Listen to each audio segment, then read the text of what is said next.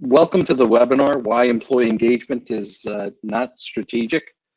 My name is Jeff Saltzman, and I'll be joined by Scott Brooks on today's webinar. Scott and I are delighted that you've chosen to spend the next hour with us talking about employee engagement.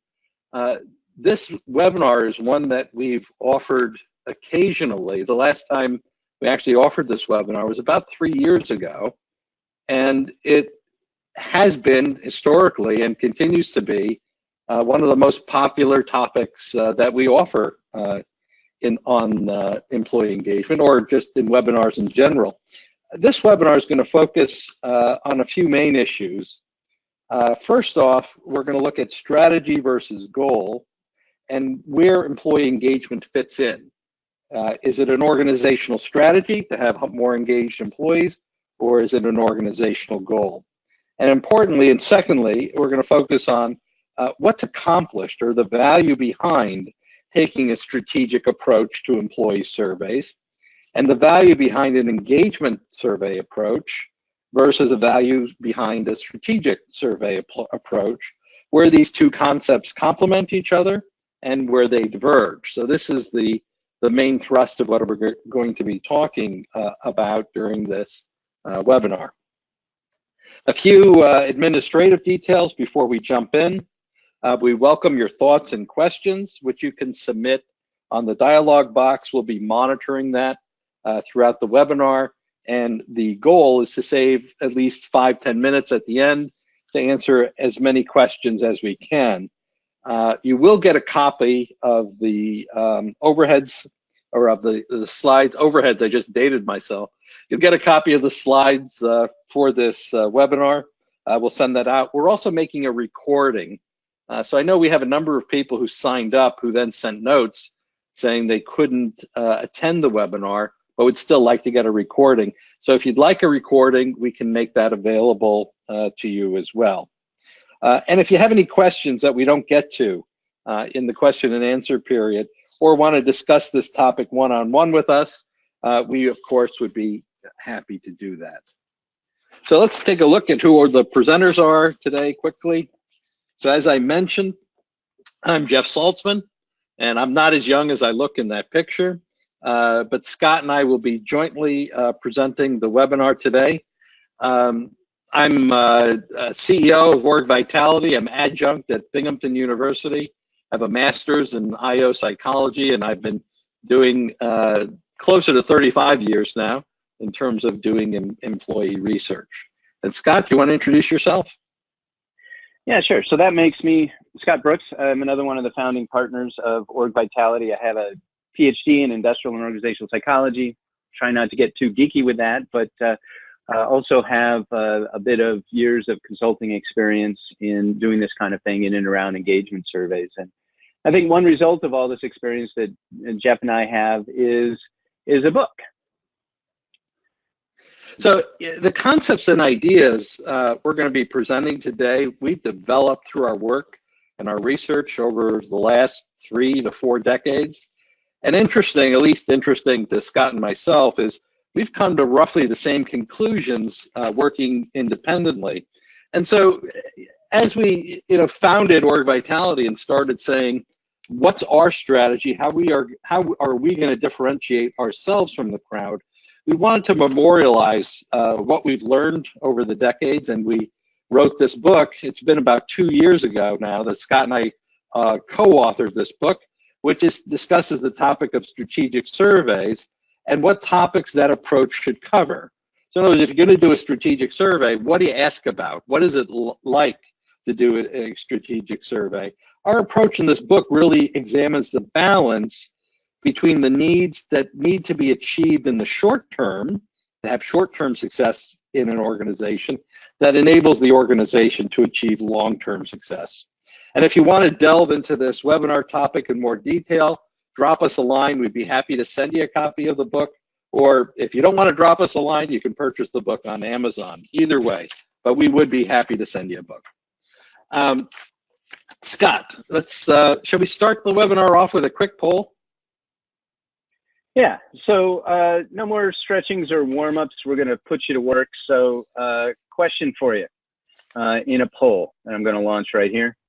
Have you heard about Van Halen and the brown M&Ms?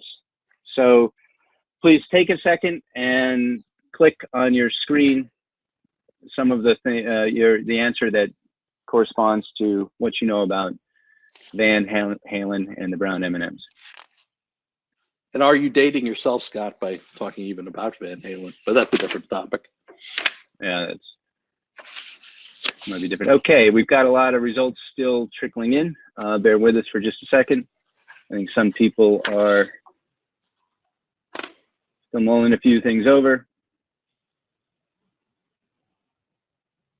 All right, I'm going to just go for it and close the poll.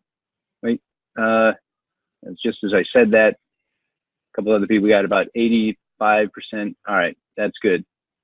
So the results. Have you heard about Van Halen and the brown M&Ms? Okay, just about everybody's heard about Van Halen and who they is. Half the people say they don't know the story. And then not quite evenly split between two versions of the story. Yes, classic rock and roll prima donnas, and yes, those guys were clever. So what I'm going to do is now hide those results for a second, and I'm going to tell you what the real story was. So it was actually a genius metric. There was indeed Article 126 in their standard contract that said there will be no brown M&Ms in the backstage area under pain of forfeiture of the show with full compensation. So why did they do this? You know, the surface story is that just like having white lilies and demanding things in your dressing room, and Van Halen were rock and roll prima donnas who destroyed things and were all very immature and so forth and so on. But there's a deeper story there. Van Halen shows were among the first mega concerts. The stage sets were hugely complex, and there were pretty intense electrical and structural demands, and any mistake could result in a show mishap, a delay or an injury or something traumatic. And note that back in the early 80s, the typical rock band hauled around about 3 tractor trailers worth of equipment. Van Halen's concerts were different. They required 9 tractor trailers. And so they had a lot of complicated setup.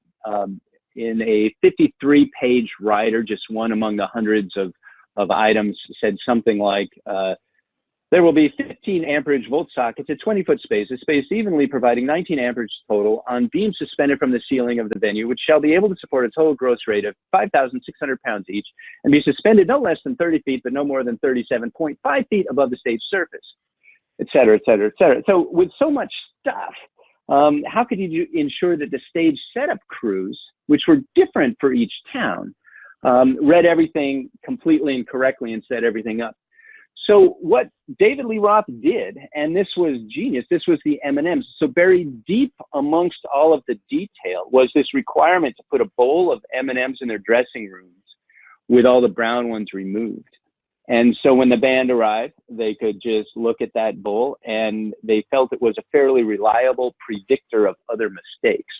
And in fact, David Lee Roth was known to say, you know, if there were any brown M&Ms, he might throw a hissy fit in a rock and roll diva kind of way, but this would trigger a line check of the entire production to find what he would call a guaranteed technical error.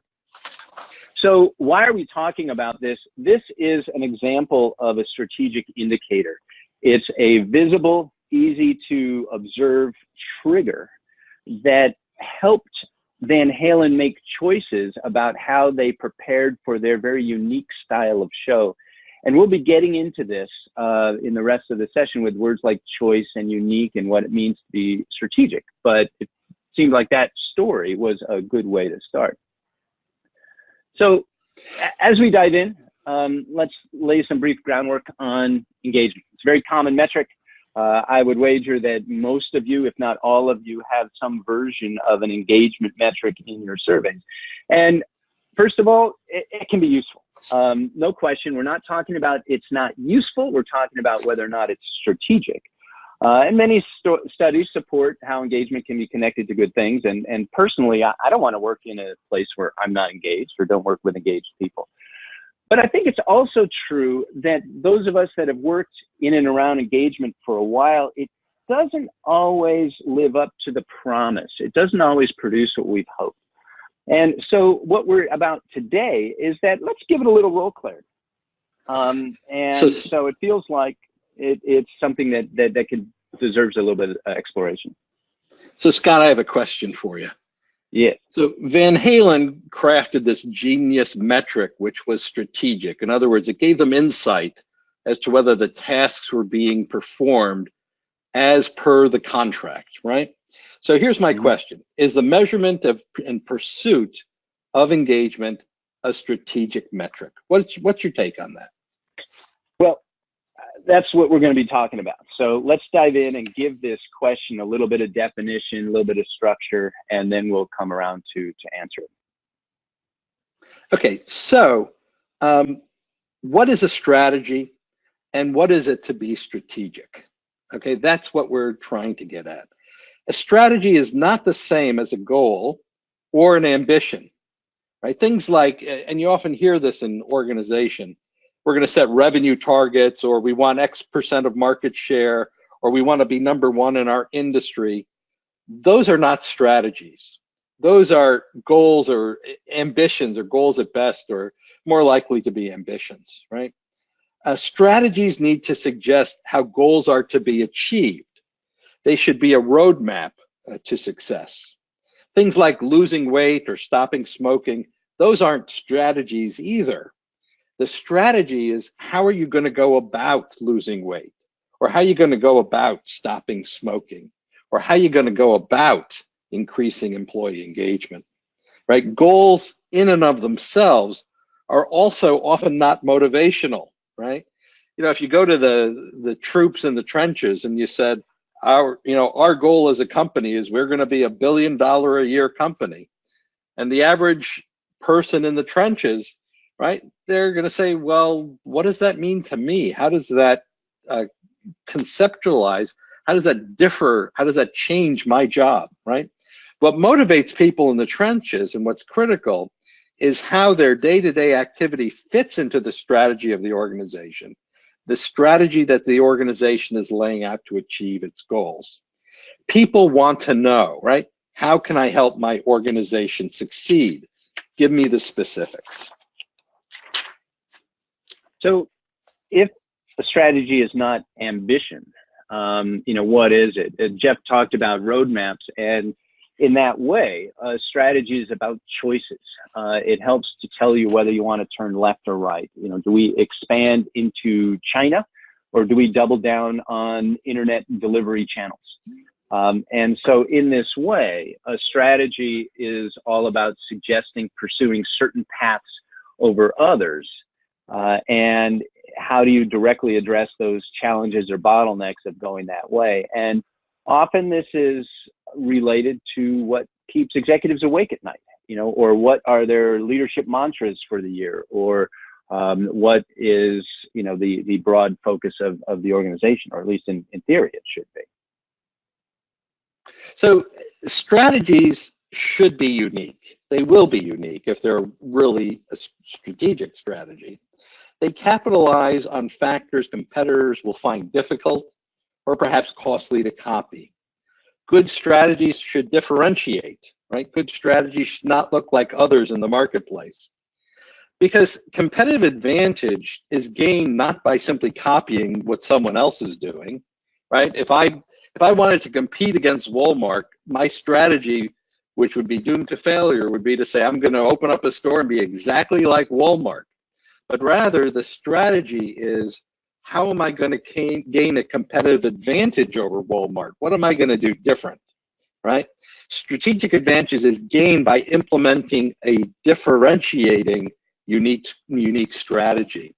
If you look out in the world, historically, think back to FedEx. Maybe I'm dating myself again, but FedEx, before FedEx, you would wait 4 or 5 days to get a package or an envelope from point A to point B. FedEx came along and re-envisioned how package delivery was going to happen, right? They changed the paradigm. They had a unique strategy. They changed the way packages were delivered. Starbucks came along and they changed the experience of what it's like to buy a cup of coffee. And through that experience, they changed the price point at which people were willing to pay for a cup of coffee. Today, Patagonia, for instance, their strategy is one of, we're going to help save the planet, right? So they're providing clothes, but they're also using recycled material.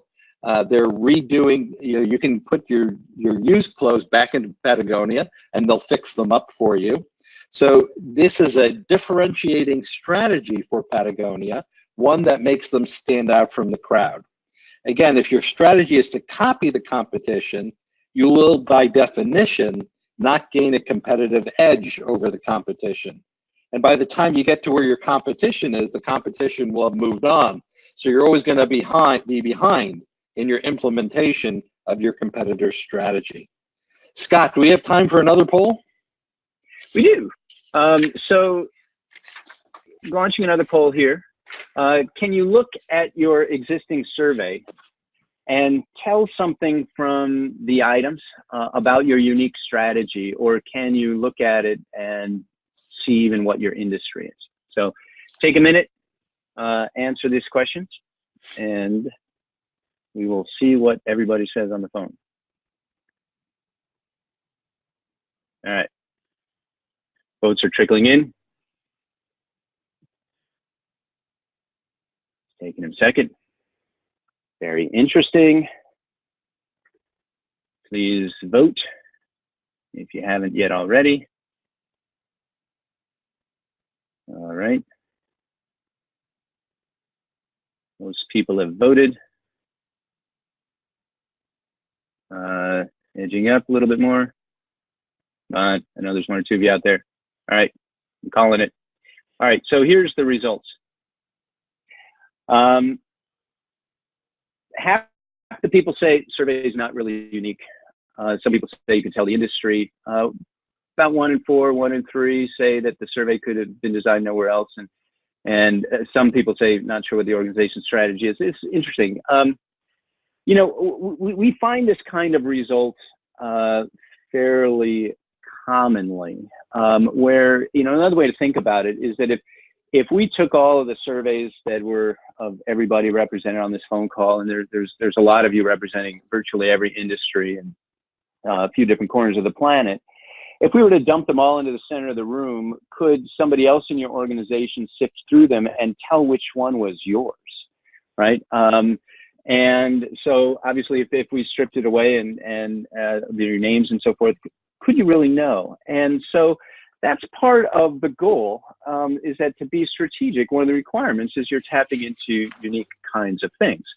So I will hide these results and move on to the next, which is from this description about strategy, we're getting into how does engagement relate to these characteristics. So we're going to go through these again and evaluate them against engagement. Yeah. But, you know, as we go though, you know, we're not arguing that increasing market share or generating increasing levels of customer loyalty or improving the balance sheet are not good. You know, we're not making the argument that you should push those things away. So, you know, they are, however, goals, right? Increasing levels of customer loyalty is a goal. It's not a strategy. Improving the balance sheet is a goal and not a strategy, right? Likewise, we're not arguing that a worthwhile goal should not be increasing employee engagement. It's a terrific goal, right? If it is, and it is a worthwhile goal for you to chase, if it's part of what is going to make your strategy successful. So the fundamental question is, what's your strategy, and is employee engagement part of the activities that you want to undertake in order to make your strategy successful? So for instance, there was a very large financial services company. This was a few years back. They called me and they had been religiously tracking employee engagement. And in fact, they've been religiously tracking employee engagement for the better part of a decade. So this was a company that had a very sort of entrenched employee survey effort. They did it annually, regular as clockwork, and each year, generally, their scores on employee engagement improved, right? And they were expecting somehow that this increasing score in employee engagement was going to work some magic in the organization, and that if they could just get their employee engagement scores higher, that their business performance metrics would correspondingly increase. And yet they saw no corresponding improvement in business performance. So their question to us was, what are we doing wrong? And if we shouldn't be measuring employee engagement, what should we be measuring that would help power improvement in our business? So on the next slide, what you see is that strategy is about choices. And so just to bring this home, you know, I looked at the list of who is attending this webinar, and I recognize an awful lot of survey people attending this webinar. And I think, as you probably know, the survey industry is in flux. The strategy of what the various vendors in the survey industry are providing is sort of all over the place. And some of the choices, right, that we see in the survey industry, and choices, remember what Scott said, it's do you go left, do you go right?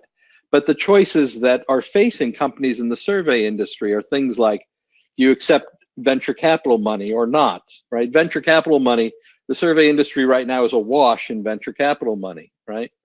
And that venture capital money is generally being used to create shiny new things, right? So there's a tendency among people looking at vendors, do they chase that shiny new thing without asking, what are we trying to accomplish, right? What is our goals, and what is the best strategy in order to achieve those goals? So that's just one question, right? If you're a survey vendor, do you go for the venture capital money or not? Do you use it to create which products or not? Do you stay independent, right? What are the skill sets of the new hires that you have to bring in? If you're changing the way that you operate, do surveys as a company, what are the skill sets of the people that need to be in the company to accomplish that? And things like, which markets do you chase? So it's not that employee engagement itself is not good, but it doesn't inform. It doesn't answer the question about what are the organizational strategies that the organization should be chasing, and how are we doing against those strategies? So, go ahead, Scott.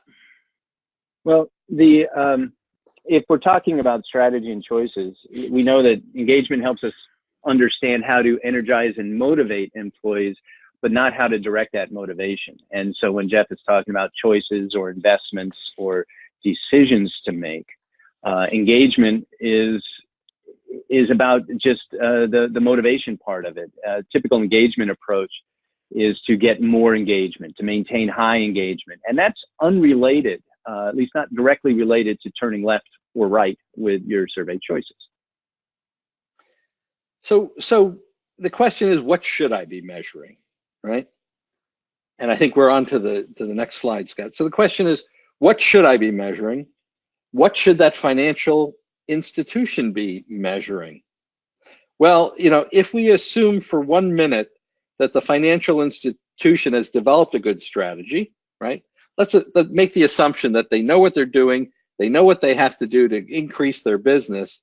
We might find it useful to measure the barriers to the successful implementation of the strategy, right? For instance, if they say, in order to grow our financial business, we need to sell in a more collaborative fashion, what you may want to be asking about on the survey are items that get at, do the salespeople who are involved in the selling, do they have the skills, do they have the training, do they have the background to sell in a collaborative fashion? And in fact, are the people who sell collaboratively, are they the ones who are getting ahead in the organization? So an example would be, if the strategy is to sell more collaboratively, ask about collaborative selling within the employee survey. The bottom, and you can go on and on and on about looking at the strategy of the organization and saying, what are the components of that strategy that we can ask the employees about? So rather than treating the employees as sort of a specimen to be examined, what you want to do is turn it around and ask them, what do you guys see? What's enabling our strategy to be implemented successfully, and what's getting in the way? And that, by definition, is then a strategic survey. So following up on what Jeff was saying, one of the strengths of engagement is its universal applicability, but it's also a limitation. It doesn't provide insights into unique challenges of an organization. And by the way, you know, I know that several folks on the phone are involved not just in surveys, but organizational research, and may have a little bit of a scientific background. There is a paradox that science likes generalizability, science likes universal applicability, strategy likes uniqueness, strategy likes special and unique to your own organization. So all of that is to say that there's this paradox we need to resolve. And if we look at engagement, we say, yeah, it's an ambition. It does not squarely address executive choices, and it's not necessarily a reflection of the unique challenges that you're facing. This is about powering down the road, not about the choices of how you're steering down the road yourselves in your car. So the question is, yep. Why do we care? Do we care about this? Why do we care? And so engagement survey can be fine by itself. And part of the question is, do we need to be strategic with our survey and with our measurements? And just one quick example, there's a study done a couple of years ago where we asked directors and vice presidents in HR, based on your experience, what's the best piece of advice you could give anybody about trying to be strategic and running a good HR organization? And the number one answer was clear focus on the business. We've heard this before. We're going to hear it again. And yet there's this Zen-like truth to it that we each need to learn and relearn about focusing on the business. One example of a response to this was, know what business you're in and how the business makes money. Not how much money it makes, but how, which is all about the choice. You can also ask the question, gosh, are we doing a good job with this? And there's another study where we found that basically a third of people in HR felt like they were doing a good job, a third acceptable, and third poor. What's crazy is that's self-report. What would other people do? How would other people rate us and our surveys? And so I think all this means is that, we have to pay attention. This is important stuff. Surveys don't always have to be strategic, but when we are strategic, let's not kid ourselves and let's make sure we truly are. So this is a call to focus and to reach higher. And I think all of this reflects one of the themes that we're talking about here. So, to drive the point home, strategic metrics, what you're asking about in the survey, if you can get that to resonate and be relevant to the C-suite, to the boardroom, right? And the choices managers need to make day to day to implement the strategy. In other words, you're giving them information that tells them, how are we doing on implementing our strategy? What's enabling that strategy to be implemented? And what are the blockages that we need to overcome? If you use that approach, you're more likely to get the attention of management, and you're more likely to get more time on their agenda. Scott, should we rattle off another poll? Yeah, we should. I want to tell a quick story, though. First, there was one organization where doing some executive interviews to redesign a survey, and it came out in the very first one. This was a financial services organization. They said 75% of all of our boardroom conversation deals with compliance with regulation, right? And so there was at that time no regulatory compliance or culture of compliance kinds of topics in the survey, but you can sure bet that there were after that conversation. So yeah, sure, some boards are interested in engagement and so forth, but what else are they talking about, and how do you connect to the other things that they're thinking about? But let's move to another poll quickly. And this is, how much are your top executives involved in the following? So got a poll open. Please think about this. Pick your favorite answer that applies to you. Results change their decisions. Executives interested, but not really sure. You're maybe not really sure what changes. Executives listen, they ignore it, or they actively hate it. Okay.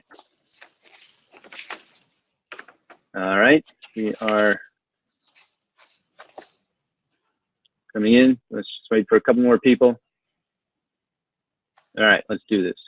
So sharing some results. Interestingly enough, about a quarter of you are confident that these results change the decisions. That's terrific. That's the aspiration. About half say, yeah, they're interested, but not really sure what changes. And I think part of our statement here is, you know, it's important to figure out what does change and how does that change what your survey is all about. And then about a quarter again say, you know, they listen, but not entirely sure. And it's terrific to see that there is a tension and nobody hates it. So let's hide results and keep moving on here. We've talked a lot about strategy, but what is the role of engagement in this? And so what we're going to do is do a lightning review of about 25, 30 years of research in 4 quick slides that will suggest how does engagement fit in as a metric to help diagnose your business. So the first one is, you know, engagement is like fuel, right? It's critical for performance, but what's important is how it's used, right? So you can think, we're not saying, you know, we're not here to poo-poo engagement. Engagement is important, just as food would be important for an athlete in training, right? Eating high quality food that gives them the energy they need to perform as an athlete, or as gasoline is important in making a car run, right? Without gasoline, that car is not going to move. Having a full tank of gas is great, right? But if you're driving a sports car and your task is to take a bale of hay to the barn, that sports car is not the optimum way of getting that bale of hay to the barn, right? The right vehicle with a full tank of engagement will surely help. And lots of engagement, and this is where I think it really becomes critical, lots of engagement can help when unexpected issues arise with whether it's that car or the organization. In other words, having a lot of goodwill in the tank enables you to overcome challenges that you know each and every organization out there is going to face. Mm-hmm. So like fuel, engagement's kind of like motivation. And it doesn't take long before we figure out that motivation enough does not lead to performance. Performance is basically a function of motivation and ability. And without some amount of both, nothing can happen. Yeah, you can survive short bursts on passion alone, late nights with lots of coffee, maybe some potato chips and free food in the cafeteria over there. But engagement is, like fuel, is important, but it's not sufficient. So if you want an assessment, for instance, of whether people are confident in the future of the company or their own future within that company, you know, you could measure those things directly by asking about it directly and not assuming that, you know, confident is going to be higher if they have higher levels of engagement. That's not necessarily a direct connection, but asking people directly about the issues you need to know about to support the strategy, that's the direct connections you want to make. And Scott, I believe you have a couple more examples. Yeah, so I know, Jeff, you've been involved in a number of multi-year studies with global samples looking at confidence and engagement. And when we look at what best predicts other outcomes, confidence wins almost every single time. Whether you're looking at turnover and maybe unemployment rates, even at a state-by-state level, or whether you're looking at bankruptcy rates by industry, or whether you're looking country by country at changes in gross domestic product at a global level, confidence in the future of the organization is a better predictor than engagement. So if you're looking for general kinds of outcomes, think about confidence maybe than engagement. We get very wrapped around individual engagement.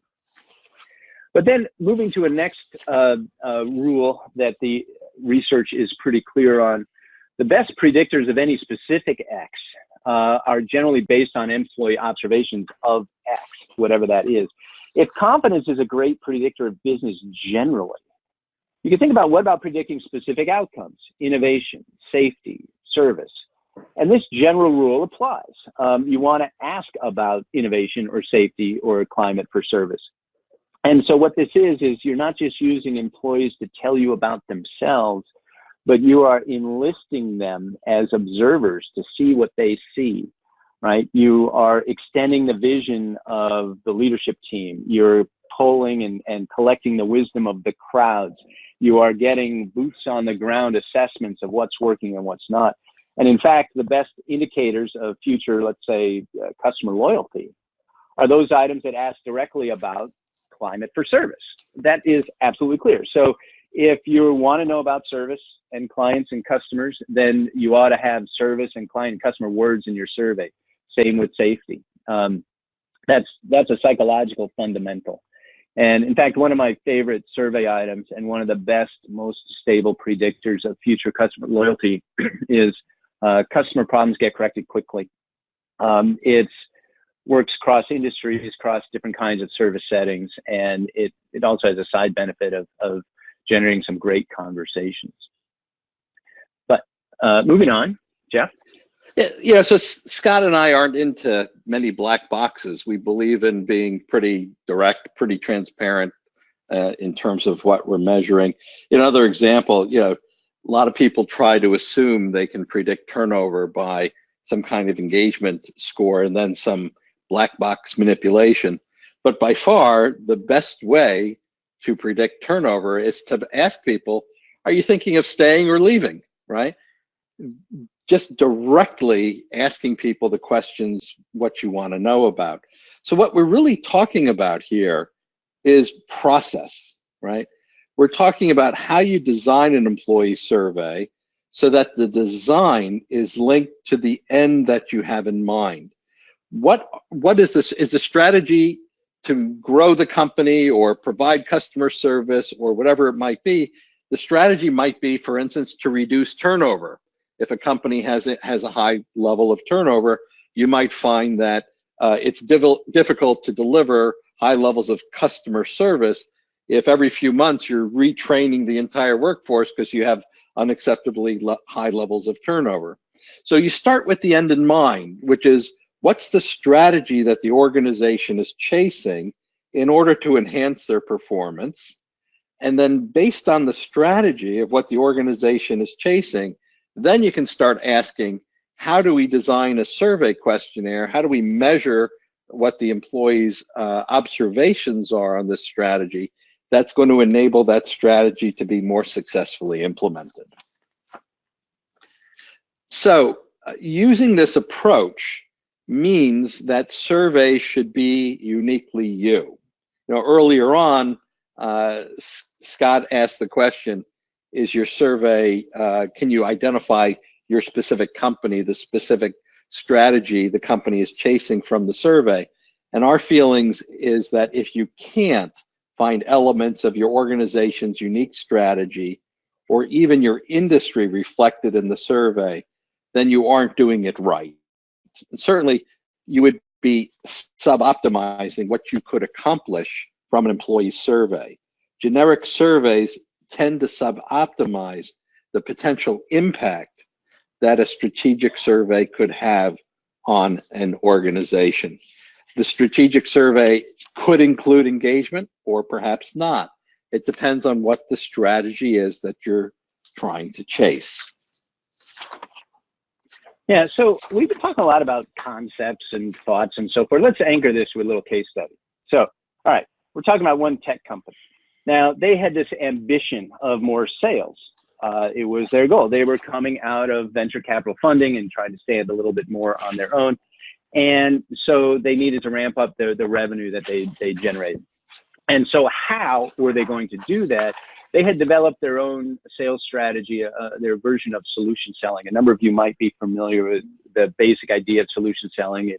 It's more customer intimacy, less prepackaged or shrink-wrapped kinds of offerings, more problem solving, and that involved more technical experts involved in the sale, more cross-functional collaboration to get things done, a little bit more customer information, and a lot of things that employees could tell you about through something like a survey.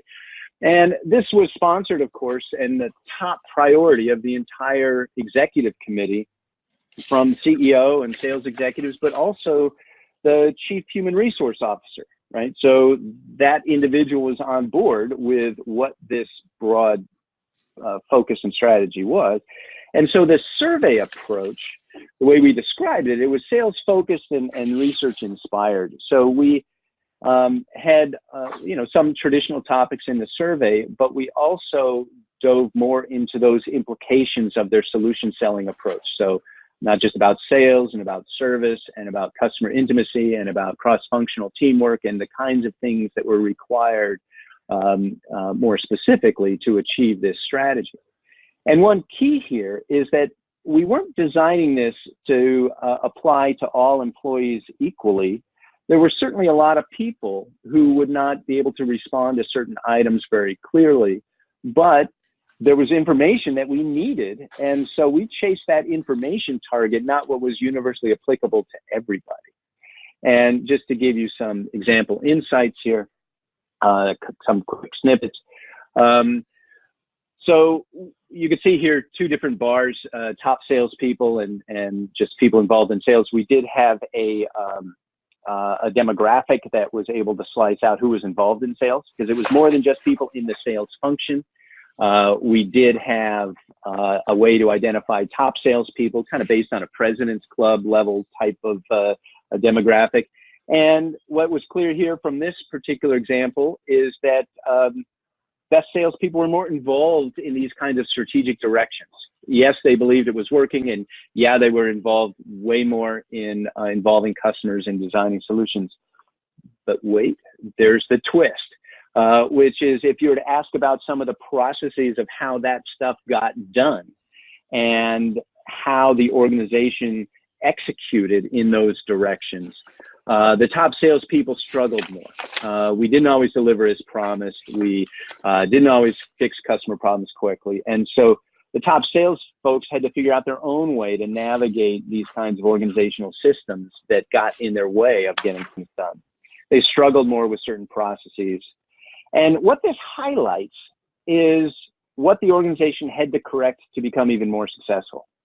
And if you are looking, by the way, at an item where some of your top informants, your people who are more requiring of particular processes and so forth that are key to your strategies, if they're struggling, clearly you've got to pay attention. It's something to do. So a couple of survey lessons from all this: content flows from strategy. We started with the end in mind to match the topics, sales strategy, collaborative interactions and selling and so forth.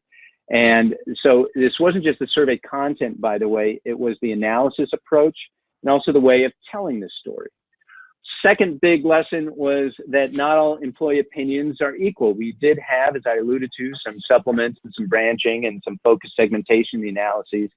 It is much less interesting to focus on how finance or HR or IT people felt about these things than on how engineers and sales folks and customer service people felt about these things. Now, by the way, just as a quick aside, if your items and your topics are about respect, let's say, then absolutely, everyone is a human being. It's important to respect them. But in the topics we were focused on here, in this particular part of the example, it was more on observations about how things were working. And in fact, in this particular case, engagement was not in this survey at all. This doesn't happen all the time, certainly. Probably most of our surveys do include some measure of engagement. But in this case, it would have been distracting to the CEO's message. There was confidence that was in here, but he wanted the survey to speak more clearly and distinctly about strategy. So now we will bring this all home and wrap up with a couple of conclusions. So strategy is about choices to promote a unique competitive advantage. It's about how you're going to differentiate yourself. Yep. And engagement can be useful, but it is not unique, nor is it directly about strategic choices. Strategic surveys require focused thinking, uniquely solved for each organization. And all of that leads to the broad point that strategic surveys help leaders evaluate and shape decisions, identify challenges, and enhance an organization's competitive edge. You can get a lot of mileage from non-strategic surveys, the same way that having a gas gauge in your dashboard is important. You want to know, you're running on empty or not. But it won't help with certain of your unique choices. And we've been talking a lot about how things are relevant to the boardroom or higher level leadership. But all of that can spill down just as easily when you're doing a strategic survey into what a line manager should do. So to tie it together, we have a quote, Jeff?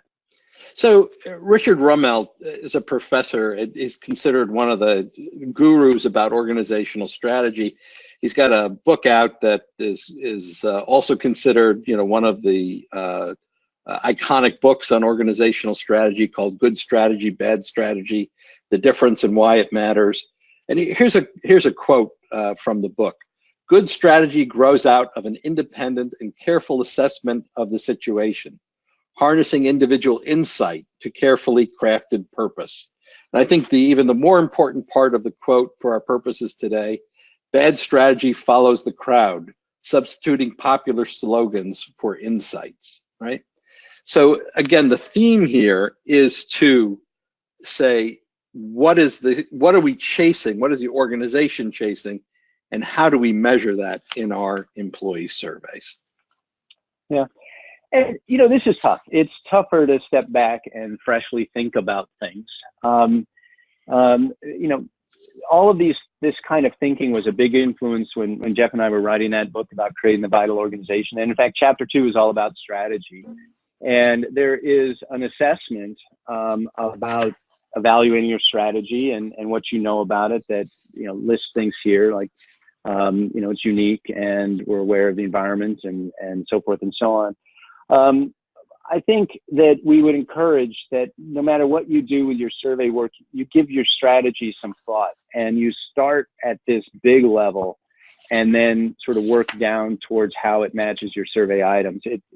It's starting with the end in mind, one of those lessons that we all need to constantly remind ourselves about. And there is in the website listed on the side, a place where you can go and see actually this assessment plus assessments for each of the chapters. So I think where that brings us to is if we want to have any Q&A. So Jeff, I don't know if any questions have been coming through the chat pod, but certainly if there is anything that you all want to ask, submit a question through the GoToWebinar panel, and we'll do our best to answer them. And Scott, I've got a couple of questions here. I'll read them out and let you take a stab at answering them. If you think of your clients today, what's the typical percentage of your clients that simply want to do, let's just do an employee engagement survey, that those who are in fact saying, I want to throw the door open and do a strategic survey? What percentage of clients these days are thinking about strategy in their surveys? I think most people are interested once they start thinking this way. A lot of people are tasked with doing an engagement survey and haven't stepped back and tried to think about it. But I think the majority of clients are open to and pursue something that reflects the voice of leadership, the mantras that are currently being espoused and so forth. And but as consultants, we like to press until we get something unique, until we try to find that thread. But I think this is also one of those things that varies by how long an organization has been doing a survey. Sometimes if they're just starting out, they might do something fairly generic. And then as they evolve and are trying to press it further into the organization, then they all need to become strategic. So as we discuss this, one question is, it sounds like a strategic survey may be a more complex survey to set up. Talk about how long it takes to set up a strategic survey, and a little bit, if you will, about what are the steps you would take to actually create a strategic survey. Yeah. It doesn't need to take long, but one of the big steps that can be a bottleneck in that is how do we or you or jointly with a client, do we figure out what the strategy is? And a lot of executive interviews, we start not with, so what are you thinking about a survey? But we start instead with, what are your leadership mantras for the coming year? If you could snap your fingers and have everybody focused on one thing, what would that be? Or if you step back and think about your improvement aspirations for the organization and what's important strategically over the next couple of years, what are you struggling with? And so trying to get them in the mindset, not just of thinking about what do they want to hear from people. That's kind of our job and some of our internal contacts' job to figure out. Instead, what we're trying to do is figure out what is important for strategy, right? So there can be a lot of ways to do that, but that kind of thing might add a couple of weeks to a survey launching, but it's really important to do. And if you get what's important to executives down, then you've got a pre-baked in audience on the back end. The next question we have, Scott, about norms. It says, many business partners want to know how we compare to other organizations. What are some of the strategic topics that might be comparable? Yeah, that's a good question. There is this tension between being generic and comparable to other places versus being unique to what is your strategic needs, which means there is no competition exactly for or comparison on certain items that you have. And so how does that work and how do you pursue that is, I think, an interesting approach. There can be certain items that are more outcome focused, like certain, what predicts customer service, things like that, where you can have some norms and so forth. But you want to eventually stray into things that could be asked nowhere else and try to pay attention to that. So there is an important balance between norms and what's generic and unique, and then also what's unique and not really comparable to anywhere else. It's a delicate balance.